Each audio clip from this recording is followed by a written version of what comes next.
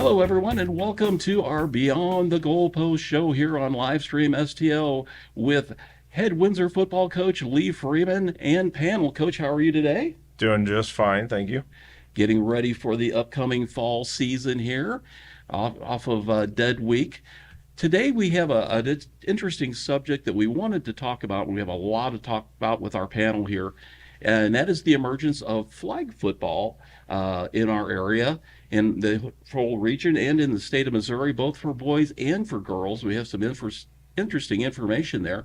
Let me introduce the panel real quick. Of course, Lee Freeman, head football coach at Windsor High School. Taylor Hay down at the far end here. Taylor Hay is the captain of the newly crowned WFA second consecutive American Conference champion and Pro Division champion St. Louis Slam tackle football team. Playing in her 16th and final season, she's the head coach of Edwardsville High School's girls flag program, which will be participating in its inaugural season this fall. Now, flag football became sanctioned by Illinois in the state in 2024. Taylor was a standout soccer player for Edwardsville High School, Missouri Baptist University, and before joining the Slam, she also played semi-pro soccer. So, Taylor, welcome to the show. Oh, thank you for having me. You bet. Real quickly, before I go on, I've seen you play a couple different. How many different positions have you played on the field in your 16 years? Well, I started out as a kicker, and I said it's way too hot to be wearing all that equipment and not do something fun. So then I learned the offense in like a weekend, so I could be a running back. I most recently convinced Coach Q to give me defensive minutes within the last year, so I had to play for Kansas City on our off year and create a little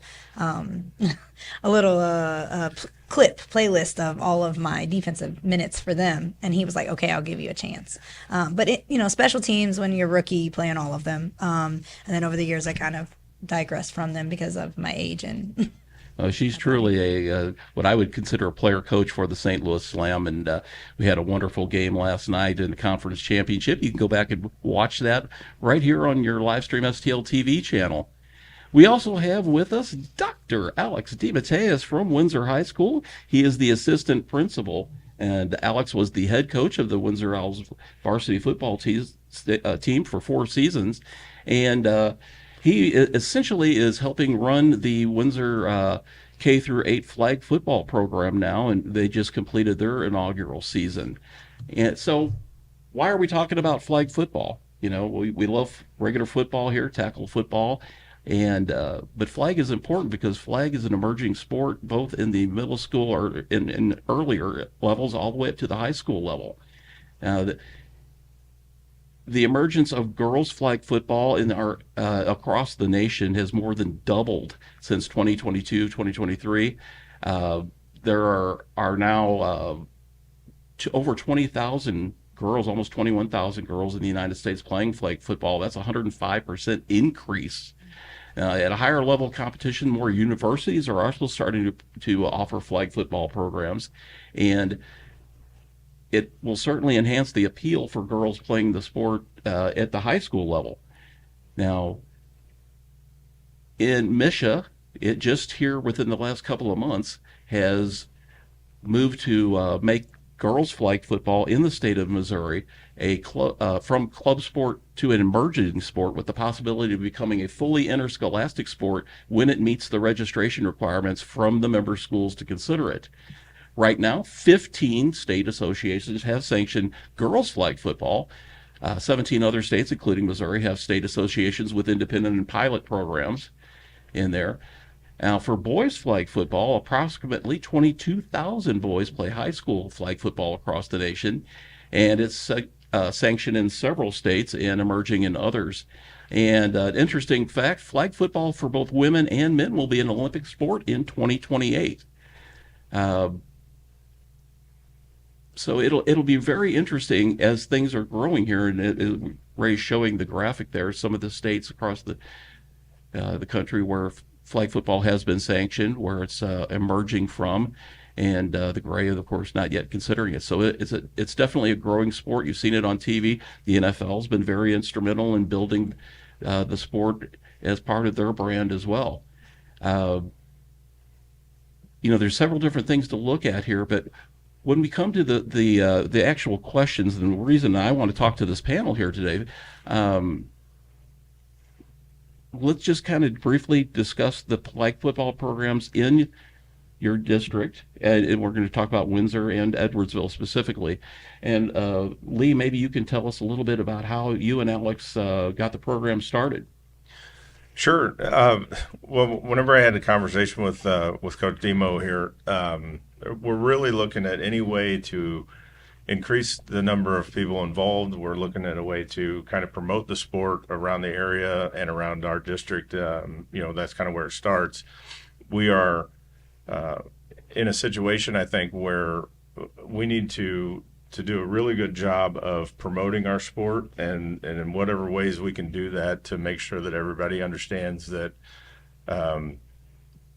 that it may not be exactly what everybody thinks it is at times. So flag football is a great way to introduce the sport, introduce some of the techniques without the collisions that you have on Friday nights or Saturdays or on Sunday afternoons. So being able to teach the techniques and getting them some terminology and really just trying to grow and develop the football IQ of everybody involved, and that's from the parents to the coaches to the players. Whenever we're talking about getting this underway, I talked to Coach Demo, and he was all on board with it, so to speak. So I passed that information along to him, and he kind of took it and ran, and he can speak to kind of how he got that going, and the people that he reached out to in order to make it something that was successful for our community. Okay, Alex. Good. I have a couple of different questions too, and I want you to talk Sure. about what it takes to start a program like that, but also talk, if you will, a little bit what type of investment in equipment that you need to make as well. Yeah, so here, kind of my experience. I've got three kids. I've got a 12-year-old son, Xander, and then I've got an 8-year-old boy-girl twins, Augie and Livy.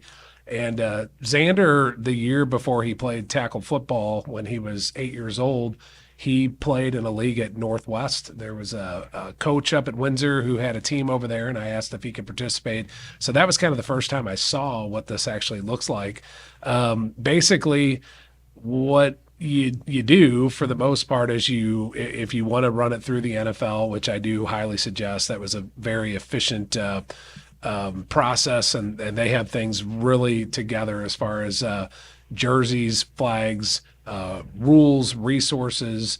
I had a great rep named Kylie over there who walked me through this every step of the way. Once I got in touch with the NFL, I did an onboarding meeting with them.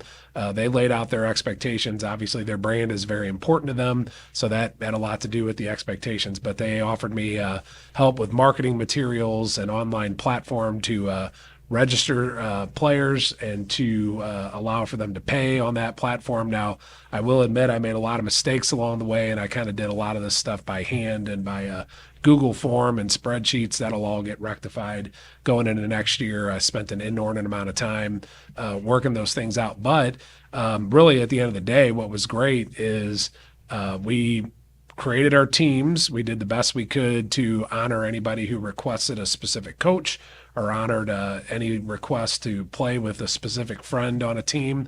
And again, I think our mission going into this is just to put more kids in the Windsor C1 school district in touch with football in general by way of flag football. So we wanted to make sure that everybody who signed up, decided to play, and decided to coach understood that this was, for most of these students, their first opportunity to be in touch with the game, and especially from a Windsor standpoint. So we put all that together, put the rosters together, got some field time for everybody to practice.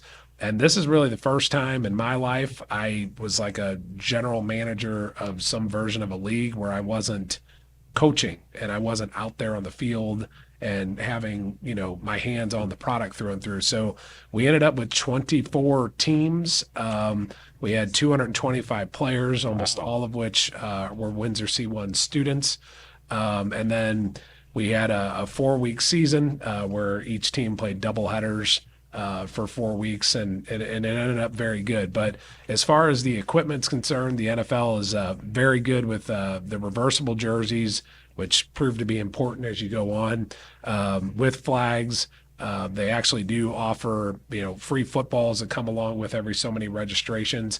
One thing that's a little regrettable on the back end is we probably should have had some footballs to distribute on the front end to coaches for practice. They kind of made it work until our stuff came in, but we did collect back all the footballs, so we have those to get started next year. And then, really, they have a ton of great resources. The NFL suggests that you play 5-on-5, which turned out to be a pretty good number because we basically take our turf field and cut it into quarters. So the field is about 25 yards wide and 60 yards and 40 yards of a playing field and a 10-yard end zone on either side of that. So 5-on-5 actually worked great. And then they have playbooks, drill work, and then Coach Freeman and I met with the coaches, gave them the opportunity to ask questions. We served as resources. We plan on bolstering that quite a bit further in the future as far as going over some technique and some things that we would like to see done more of the Windsor way. Example, things like, how we want them to take snaps, how we want them to teach handoffs and handoff drills that they can do, and how we want our quarterbacks to step and throw, some routes that we would like to see put in, some coverages and coverage principles that would be helpful. So there's a lot of transferable skills, and we want to try to take advantage of every one of those we can. So when our tackle players come into our middle school program in 7th grade, that it won't be the first time they're hearing from Windsor football. Taylor, I know this is the first year for high school football for girls in Edwardsville, but do they have flag programs for the middle school and younger over in that area? And is it co-ed or boy and girl or? So there is a program called Champions Academy, and they just recently kind of put their claws into this, similar to Windsor. So they've got it in the surrounding areas. So like Mascoutah, Troy, all of those locations have their own high school though. So, but if you live in other areas, you can still go to the programs. Right. So they're trying to make it so that there is a youth program in each city, so that you have Edwardsville coaches, preparing you for the Edwardsville way, or, Collinsville, Granite City, things like that. So they're working on that, but right now they're just, if their brothers are a part of a program, they go to it. So it's co-ed-ish, but if they get more girls, they would like to have their own girl programs. So how did the process to get a girls flag football team start? Obviously, it started with Illinois State high school athletics, sanctioning girls flag football. But how did that ball get rolling at Edwardsville? And how did you find out about it and decide that this would be a good path? Well, so Belleville East and West had a team last year, and we didn't hear about it. And so I was, of course, proactive, and I just emailed the coaches, both high schools, like, hey, we would love to come support the girls, cheer them on. Like, that's super important. Come to a practice. Like, they only are allotted 2 coaches. And as you guys know, coaching any sport, 2 coaches is really not a lot. So I'm like, and one of them didn't have any background in football. So I already knew that was coming. And 16-year-old girls, So I said, let us know. We'll come to practices. We'll help run routes, whatever you need. And we didn't really hear back from them until the end of the season. And a lot of their games are up north because of the fact that there are no teams down here. So I saw on the Edwardsville page that they were going to get a flag football team. And I emailed the AD immediately, and I said, hey, I'm very interested. She's like, oh, I already had you in mind because you went to Edwardsville. And then Kaylee Knightsling and then Sydney Block also went to Edwardsville. Younger than me, but still went there and played soccer. Those are 2 of your teammates on They St. are, Louis yes. Slam for those Yes. folks that want to know. 2 important members. Yes, very important members, also my recruits. So, but yes, they both were, all of us were being considered, but Kaylee and Sydney just want to be extra support. Come, cheer the girls on, things like that. So when the listing went out, Amy messaged me and she said, hey, it's out. And I had already applied at that point. And so then I went in for the interview, and I think there were like 7 different people that interviewed. So I was not anticipating getting it just because I hadn't coached flag football very long. But I did tell her, like, as long as you choose someone that the importance of, developing a human. Like that's the most important thing, because sometimes coaches just do it for the tenure of like the pension money and things like that. Like, and these are young girls that are learning a sport from the bottom up, and just I would love to still be around and help support. So then when she called and she said head coaching, I was like, oh, okay, like yeah, I would love to take it. So Now, at the high school level, can they still reach out and get assistance from the NFL getting this going? oh yeah, Amy applied for the grant last year. Oh, okay. Even though they didn't have a team, got it. She applied for the grant this year, got it. So the footballs, they come the NFL flag football. So we actually, unfortunately, cannot use that in our league. We have to use the Wilson's women's sanctioned ball. I'm indifferent about the ball. I don't love it, but I didn't want to. So during the season, you can use whatever ball you want, but during the playoffs, you have to use the ball the state sanctions, and I feel like that will mess my quarterback's nervous system up if I change it. Right. Because I really like the Wilson like Encore or the Spalding Encore better, but we use the Wilson one, so it's fine. But yeah, they do give us flags. They give us 2 sets of flags with like I think there are 50 of them. What else do they give? They give us a lot of things, pennies, things like that. So aside from what each player wears, as far as I'm taking this back, I apologize from when I played football way long ago. You've got a belt that you wear with your flags on it, Velcro, I would imagine still. And aside from that, is there any other equipment that a player wears? Yeah, so the NFL requires mouthpieces too as well. So we didn't like require cleats. Most students got those. Some did play in their tennis shoes. My daughter being one of them. But yeah, I mean that's basically the gist of it: is the jersey, the flags, mouthpiece, and cleats. So this is something not unlike soccer then, where if you're looking at a parent as far as an initial investment here, just mouth guard and maybe some cleats if they want to, and then you can get going and get up to speed right away. Oh yeah. Yes. Yeah. Excellent. Coach Freeman talked a little bit about this as far as how you view the role of flag football in providing development, as these players come to the high school level. You talked about a little bit as far as the terminology and things like that, and maybe a little bit as far as technique and do you look at it in the same light as you would look at maybe a tackle football program as a feeder for the high school, or how exactly do you view that? I absolutely look at it as a feeder because it's an introduction to football. By taking away some of the things that people may have a little bit of skepticism about, or as far as maybe a young player that's not 100% confident with what it's going to look like, what it's going to feel like with the helmet on, shoulder pads, and the collisions and the blocking and the things that happen and being tackled and then being also taken to the ground and things like that. So it's a way to be able to teach technique, and there's a lot of transferable skills with flag football that go right into padded football, and it's basically I was speaking with Coach Demo before. We're trying to increase numbers, not only at Windsor but just really around the state, around the nation. Football is one of those sports that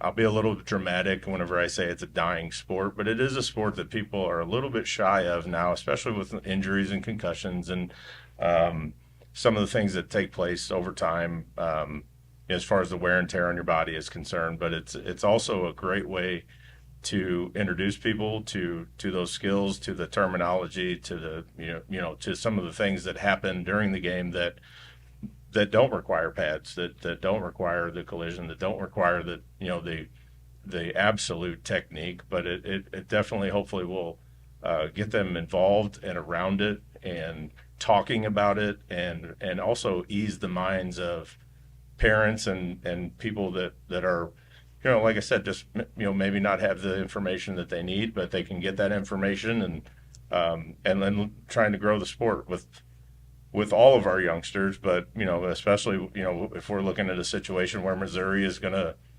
sanction this and make it part of extracurricular activities. I think we're on the kind of the, I'll say, the cutting edge of it, but we're at the forefront of this of this and try to put it together and make it something that's going to be beneficial for everybody. Well, Yeah, I'm very much in support of everything Coach Freeman said. I think another aspect of it is the community building aspect of it. When you have all of those players, like I said, about 225 on your campus for 4 weeks, identifying with being, Windsor football players on some level, even though they're wearing the little NFL jerseys, that's a pretty awesome, experience for those kids to be out there on that turf running around with a football, for their parents to be in the stands. Kind of an interesting story. When I didn't play football till high school, and I went to a private high school, and one Friday night after I became an administrator, all three of my kids were at a Friday night game, and it was a close game, and we ended up coming out with a win, and it was very exciting for them. And we get in the car to go home, and they were like, "Hey, Daddy, where'd you watch football when you were our age?" And I said, "Well, I didn't. That wasn't a part of my community growing up, and I didn't have that." And they were like, "Well, we're glad you have us here, because that was awesome and that was fun, and we absolutely love Friday night football." And for my oldest at the time, he was involved with Junior Owls football and playing tackle football, so that kind of spills over into his identity, that he's out there on a Friday night helping with the tunnel for the varsity to run out through.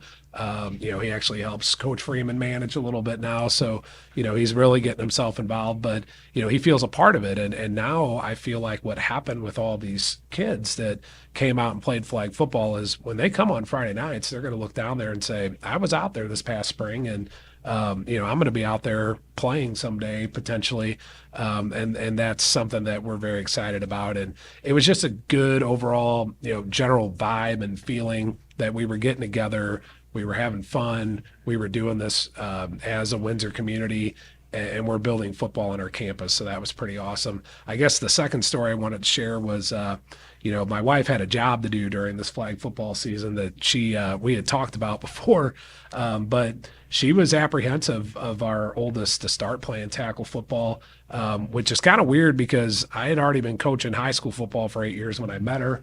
And that was kind of part of our deal. The whole time we met, and she went away to school at the University of Kansas for speech therapy graduate school. So we had a long distance relationship for 2 years. And during football season, she came home every weekend, and I was like, "We're not going to see each other. I'm football coach, is what we do."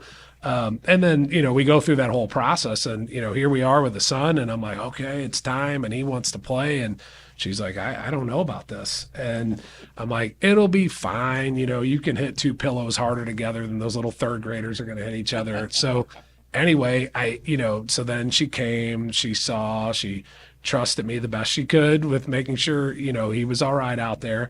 And I told her that when you bump into conversations in the stands where someone's like, "Yeah, I'm not so super sure about, my kid joining the junior program," it's time to introduce yourself and let them know that you had apprehensions too as well, and hopefully convince some people that it'll be all right for their kids as well. So, but overall, I mean, it was a lot of work, and it was a lot of time, and but it was time well spent, work well done, and definitely don't want to, by any means take credit for every shred of it. The bottom line is that our whole entire community came together to put this together. We had 50, 60 adults that gave a lot of their time during the week to put on practices and then come and coach these ball games.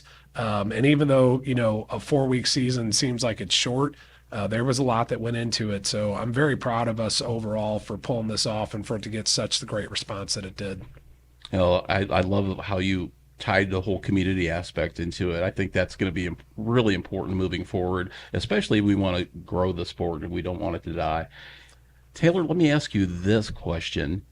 We talked about flag football being a feeder, at the middle school and younger level for the high school, but talk about what attributes flag football and what athletes can get out of that, multi-sport athletes playing at high school in their various other sports.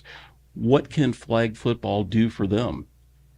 I think obviously community, and then obviously it's skills, the technology, like the verbiage, all of those things are helpful. But a lot of female athletes also are they play other sports, right, just because that flag football didn't exist. So all of my probably about 50% of my girls are soccer, basketball, volleyball. And some of them you can tell, like I have a girl that plays academy soccer, and has already signed with KU, and she's like, oh, I have academy soccer every night. And then all of a sudden she started showing up more. And I'm like, well, I thought you had soccer. She's like, well, I did my lifting at home and sent a video so that I could come to flag. So they're like starting to love it. I'm like, oh, okay, that's cool. But I do think that flag football teaches, well, I think any sport, growing up, soccer was the sport where everybody puts their kids in soccer so they can learn some sort of like finesse, agility, things like that. I mean, if you see in the NFL, anybody that played soccer at a young age, probably like OBJ, people have like good footwork. You can tell that they started out at that age. An unpopular opinion, I don't think anyone needs to play tackle football until they're in high school, because you can play flag, learn everything. And I think if you have coaches that are teaching you how to hit properly, you have less concussion issues. Like our teammates, I mean, knock on all the wood, we never have issues with those things. If you have that issue, it's because you didn't do what you were supposed to, what you were taught, things like that. But we do play against teams where people are tackling high with their top of their helmet, things like that. So I think it also goes down to coaching. So I think providing resources for coaches, but at a young age, those kids are just kind of running into each other. No one can. It's like the biggest. I know there's weight requirements and stuff, and like the big kid is the quarterback, but he can't run, or if you're big, you can't be on the line, and maybe you have to be a receiver. I don't know. It's so many crazy rules, but it's the technique with flag. It just allows them, like you said, to not be worried about getting hit, not worried about hitting someone, and then you learn all the technique, all the verbiage, and things like that. I think that's like super helpful. But for flag to be a feeder to slam, because I know a lot of people have asked me that. Maybe I don't want to force that. I tell them, like, if that's what you want to do, but for them, me at a high school level, I'm trying to develop them into college athletes. So that's what you want to do when you're done playing college, sure, but there are also athletes that go to college and play two sports because they get a scholarship for soccer but want to play flag, or vice versa. I wrestled my senior year to get my master's. I had, he convinced me, and my mother was not happy because she's like, what? But I did it, and I got a semester of my master's paid for because I wrestled. So I think making sure that they understand what's important to them first before I, kind of persuade them to play tackle. You know what I mean? Well, let me sort of expound on that a little bit, and I'll just open this up to the panel here, starting with Lee. What is it about flag football and what you learn in flag football that will help, not only you can translate not just into tackle football, but other sports as well? Well, I think there's a very, when you're talking about two completely different animals that you kind of, you try to join into one. But the transferable skills being stance for receivers, stance for quarterback, as Coach Demo alluded to earlier, being able to, for the center and quarterback exchange, whether that's under center or whether that's shotgun, those skills transfer directly into, sorry about that, guys, transfer directly into padded football. Terminology is going to stay the same for the most part. And then also when you're talking about receivers or running backs, giving them landmarks on the field about, what is a flat? What's a deep third? What's an off tackle play? What are those? What does that actually mean when I say that? What's the line of scrimmage? Because we talked about that earlier. A lot of kids will come in, to our program and not know, that there's a neutral zone there, and I can't encroach on that. What's a penalty? What's an offside penalty? What's what's a roughing penalty? What's where are the boundaries? What do those lines look like? What are they there for? I think there's a lot to be learned, not only as a player but as a coach and as a parent sitting in the stands. And if you really put time into it, you can really learn a lot about the game through flag football, and then again transfer that over into tackle football. So I think those would be the key points for me. Just really explaining the rules and terminology, and then when you're playing flag football, everything you're doing requires you to have decent technique because you don't have the protection of the pads and the helmet, so you're not putting your body in a bad position. You're protecting yourself without really knowing that you're protecting yourself. So Well, let me ask you. Yeah. Well, I was going to add, and discipline and being part of a team. Like sometimes that's really hard when, especially when you are a very good athlete at a young age, or just like a freak of nature.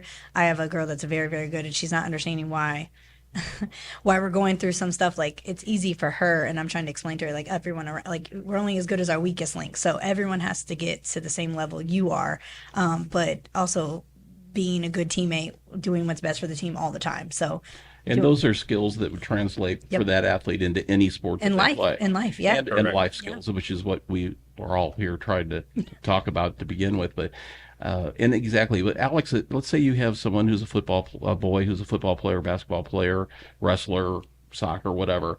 What are some things that you think that they can glean from flag football? Yeah, I mean, I think the speed and agility and body control and fitness and all those things go into it. I think we could say that about most sports. I think two things that I think are very important. One, I think football is such a unique sport in the sense that playing your role is about the most important thing you can do for your team, as opposed to, I'm an offensive tackle, but I'm going to go ahead and catch the ball. No, you're not. That's not part of what you do. I'm a defensive end. My job is to rush the passer, make sure I contain. My job's not to drop into coverage. So I think that exposing kids to that very, very, very specific element of the game of football, which could carry into a basketball where things are a lot more fluid, like most players have to have very similar skill sets. Everybody's going to be able to defend and dribble and shoot and pass and things like that. But, when a coach in a sport like that says, hey, I need you to do this specific role on this specific team, I think sometimes that's hard for kids to get their mind around those things. But when you play a sport like football, usually it's a little bit easier where you're like, oh, okay, because that's just like when my coach says I'm supposed to block somebody on this particular play because I'm in this spot, and understanding role. And then, one of the other things that I thought was pretty cool, and I like about flag in general. I was an offensive lineman, no surprise. You can see the size of my head here on the screen. So my son's an offensive lineman. My baby son who's going to play is definitely going to be an offensive lineman. He's an overgrown one for sure. But it was cool to get to watch him handle the ball and kind of get the other side of things. And now my oldest thinks he's going to be a tight end, which is kind of cute, but he caught some footballs and was able to do some things in coverage. And so I thought that was great about flag, was to give kids who are pigeonholed into certain roles an opportunity to do some different things. And we pretty much, when we met with our coaches, said, hey, let's get everybody a taste to be a running back, be a receiver, play quarterback, take some snaps, be a linebacker, cover receiver and things like that the best they could. So they kind of had a well-rounded experience with the game. But now there is going to be an additional appreciation for the job that those skilled players do for my lineman sons, because they got a chance to get a taste of that. And those are the exact skills that you need to translate into the corporate world, into industry, and any part of your life and future, and what it means to be a good citizen and a good adult. Let me leave it right there. We're going to take a break real quick. You're watching the Beyond the Goalpost show on Livestream STL. Lee's Lawn and Landscapes for all your residential and commercial landscape needs. Call for a free estimate. We would love to earn your business. Whether it be lawns, retaining walls, or decorative stone, let us give you home field advantage. Call Lee's Lawn and Landscapes at 314-630-1872.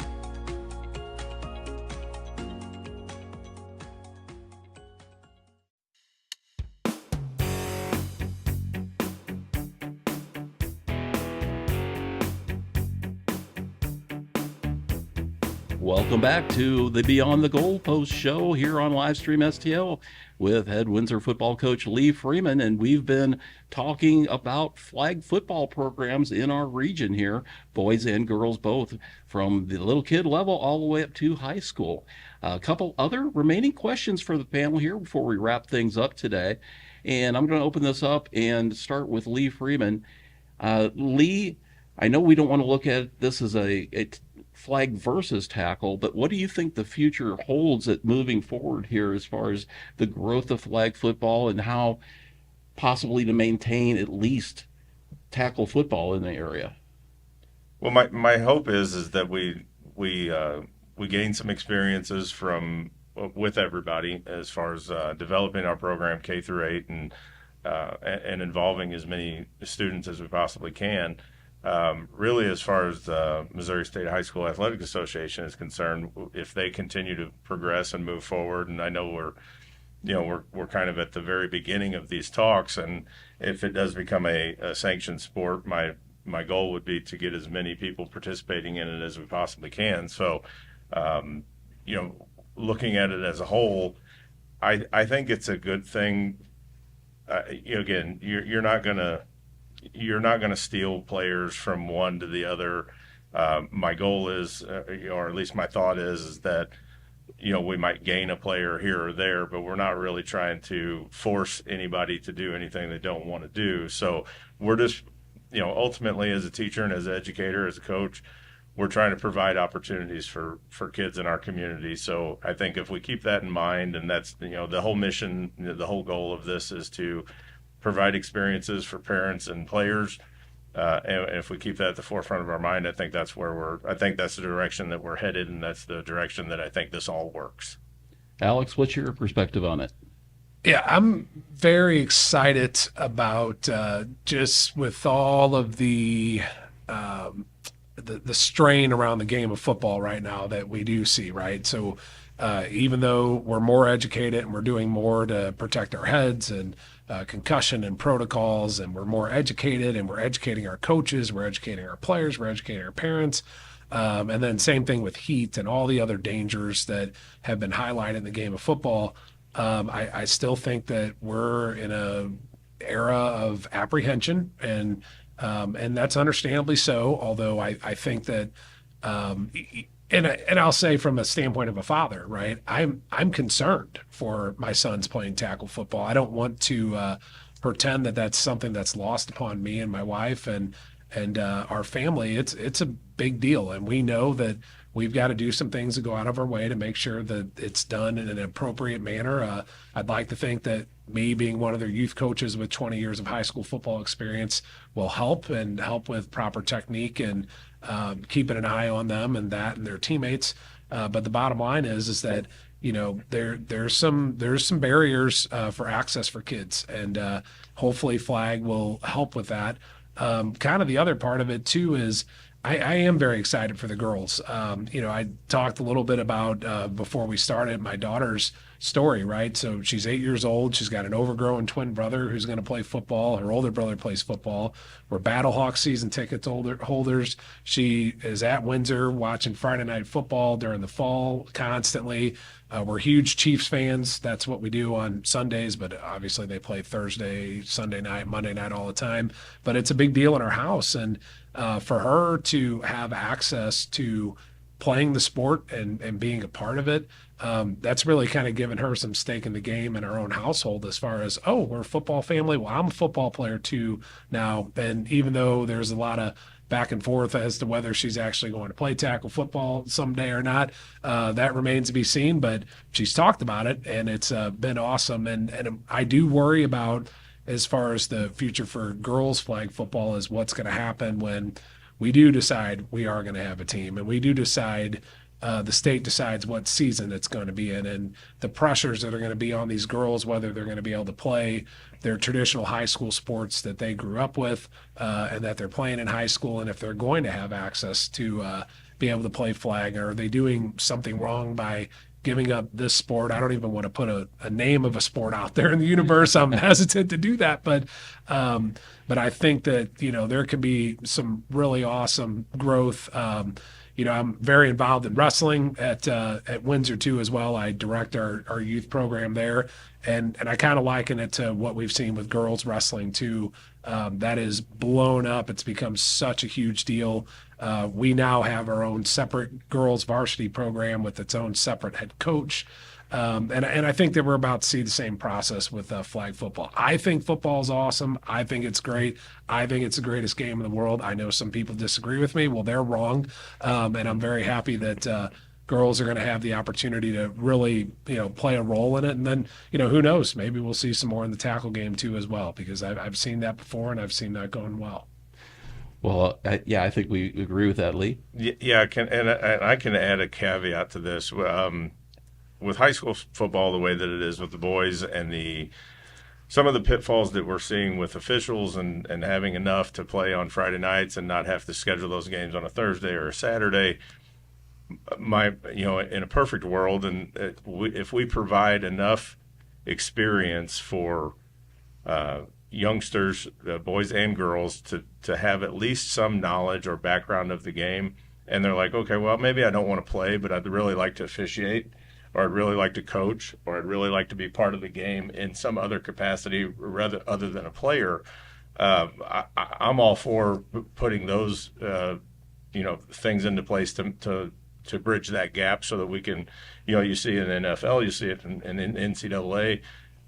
We have a few in high school, as far as officials are concerned, women officiating. I'm all for that. So if we can, if they don't want to play, but they want to be part of it as a coach or part of it as an official, then maybe we're opening up some doors also for young ladies to be part of that. And I'm excited about that as well. That's a great point that that I hadn't really thought of before, and that's great out of the box thinking. We can actually use the development of these youth programs, flag football programs, maybe as feeders for future officials. I think that's a great. That's why you're a head coach, Lee. That's why you're out of the box thinking there. Taylor, I'm going to flip this question a little bit on you as now you are helping pioneer the girls flag football program at the high school level at Edwardsville. Can you foresee a future for the high school over there where they might have a boys team compete as well? I think the boys flag, it differs because a lot of the boys, from what I've gathered just by coaching with Pierre, and the 5P girls, the boys do it for fun outside of like just recreational. But I do know that they go to these big tournaments, these 7-on-7 tournaments, and all it is just no one's rushing the quarterback. It's just the best offensive receiver versus the best defensive back. And some kids are getting recruited based on these things for tackle because they're like, okay, I see what you can do. And then obviously they'll go to their games. But I think they just do it just extracurricular outside of, tackle, because tackle is how they get recruited for college. Because we see that every time we go to town, it's like a bunch of kids, they're just enjoying it. For the girls, it's like, okay, they're getting recruited from this. So I don't know if we'll see that, but I do know that there are a lot of people that play flag and they don't want to play tackle. I don't know if you guys know the Parkway North quarterback story. They got in a severe car accident. I only know a story because his dad coaches. He no longer can play tackle ever again because of the injuries, but he is like an all-star quarterback, obviously in flag because no one's hitting him. So if he would be able to have the opportunity in college and then obviously high school to do those things, still, I would love that for it to be an outlet for someone else. Because as you know, we all know sports that gives us a lot of things, and being an outlet is one of them. There's a lot of situations I may have not survived without football or soccer, and I would agree, football is. It is Coach Q says the best damn game in the whole wide world. It is different than soccer. People always ask why I don't go back to coach soccer, and it's just I don't know. Football I was always very aggressive. I always got in trouble for being too aggressive. So football, you don't get in trouble for those things. Yeah, yellows and the red. Oh, always red cards. 5 yellows equal red. I had to sit out a college game. And it was more annoying because being a female athlete, I watch things being watered down because you are a female. And we go to these travel tournaments for the girls, and they're like, the girls can't press because we don't want anyone touch anyone's breast. I'm like, what? Like, just certain things you see, you're like, okay. But I do know that, I hope that opportunity, any time that another sport can be added so that other kids have an opportunity to do something, I think it's important and crucial to the development of their well-being as a human, because I tell the girls football is my favorite thing because never once am I like, oh, I gained too much weight, and as a woman, my linemen are always like, Coach Q is like, don't you dare lose weight, and they're like, Coach, it's summer, I'm trying to get in my swimsuit. But I tell the girls that is one of my favorite things about football is you can look, we can all look different and we can all be very good at our position, and that is the most inclusive sport I feel like that exists. And in flag, I think it kind of is the same way because everyone can do everything and look a certain way. It doesn't matter. So I do hope that if like I said, as long as it provides space for someone to have an outlet, I'm totally for it. I think you bring up a good point there with injuries. Some certain players that have injuries that can't play tackle football. When we get into this, pretty deep, but we start looking at the mental health component of Yep. sports and what they provide. And when you just mentioned, being inclusive, I think if we can do all of those things, then we're actually helping grow and promote not only our sport, but we're also bringing people into the fold that they can hopefully find a home for themselves and, Yeah. be part of something that maybe they didn't have the opportunity to be part of before, but they can do that now. And I think sure. that's a huge impact in their life. Well, I couldn't have said that better myself. It goes back to community, what Coach DeMatteis was talking about before, and building that community that loves and support football all around. You don't have to be a player to do that as well, a parent, coach, official, whatever, what have you. But that just about wraps it up here on our Beyond the Goalpost show today. Before we get out of here, this episode was sponsored by Lee's Lawns and Landscapes. And Coach and head of Lee's Lawns and Landscaping, Lee Freeman, if anyone would like to sponsor this show with you, what could they do? Well, certainly they can reach out to myself, or they can reach out to you or Ray, and kind of get the background on what that would look like and what the costs are. And we're always willing to share promotions with anybody. So if anybody's interested in that, this is a way to get your name out. It's a way to get some word out about some business or whatever it is that you would like to sponsor. So we always open up the doors for those opportunities for anybody. And if there are any topics football related you'd like us to cover, Coach Lee and I, leave a comment on our Facebook page and we'll be happy to look into them. But we want to thank you for joining us today. We want to thank Coach Freeman, Coach DeMatteis. We're going to say Coach Hay. That's down fine, there yeah. at the end there, for being a wonderful panel today as we talked about the growth of flag football in our area. You've been watching Beyond the Goalpost on Livestream STL.